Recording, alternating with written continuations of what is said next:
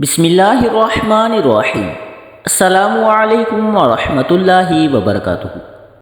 حضرت علی علیہ السلام کی ایک مخصوص دعا۔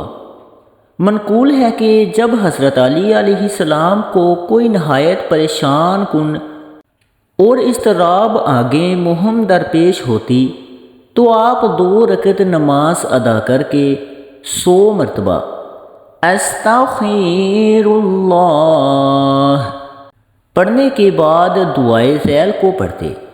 اس کے بعد اپنے کام کو شروع فرماتے تھے، جس کی وجہ سے آپ کو کسی کام میں نقصان نہیں پہنچتا تھا۔ وہ دعا یہ ہے: بسم اللہ الرحمن الرحیم، اللہم قد ہممت بأمر قد علمته فإن كنت تعلم أنه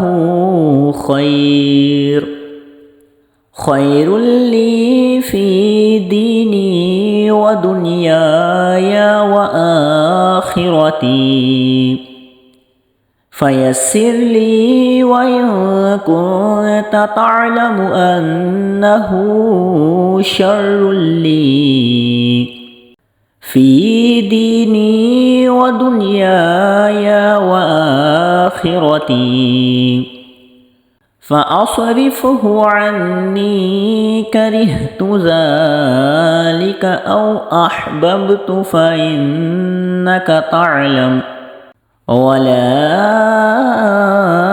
أعلم وأنت علام الغيوب۔